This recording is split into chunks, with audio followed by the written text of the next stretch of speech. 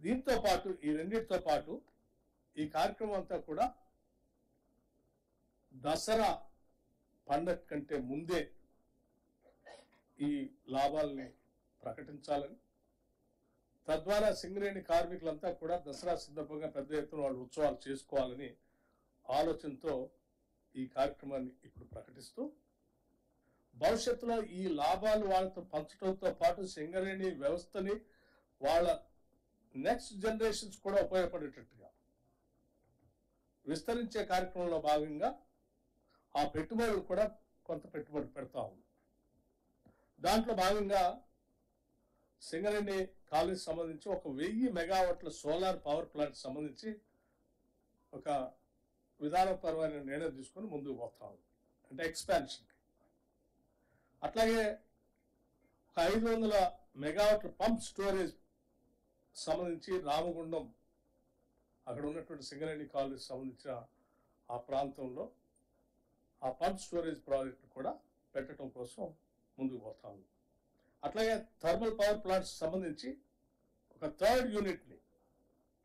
1x800 Singareni thermal power plant జైపూర్లో కూడా విస్తరించడం కోసం ముందుకు పోతాం. అట్లాగే 1x800 మెగావాట్స్ టిఎస్ జెన్కోతో కలిపి జాయింట్ వెంచర్తో ఇంకొక ప్రాజెక్ట్ని కూడా ముందుకు తీసుకొని పోవడం కోసం ఇన్వెస్ట్ చేస్తాము. అట్లాగే ఒడిశాలో కూడా అక్కడ మనకు వచ్చినటువంటి సింగరేణి కాలేజ్ సంబంధించినటువంటి బొగ్గు కానీ నైనికి సంబంధించి దాంతో పాటు అక్కడే పిట్ హెడ్ పవర్ ప్రాజెక్ట్ కూడా పెట్టాలని సింగరేణి కాలేజ్ ఆలోచన, ఇన్వెస్ట్మెంట్ కూడా చేసి ఒడిశాలో అంగుల్ డిస్ట్రిక్ట్లో పెట్టాలని విస్తరించడం కోసం ఆలోచన చేస్తాం. అట్లాగే new coal mines projects like VK Venkatesh కని కొత్తగూడెం, గోల్నైట్ ఓసి ఆసిఫాబాద్ డిస్ట్రిక్ట్లో నైని ఓసి, వీటితో పాటు వాటిని విస్తరించుకోవటం, పెద్ద ఎత్తున ఇన్వెస్ట్ చేయటం. అట్లాగే infrastructure facilities like construction of coal handling plants mines దగ్గర, new residential schools for employees చిల్డ్రన్కి,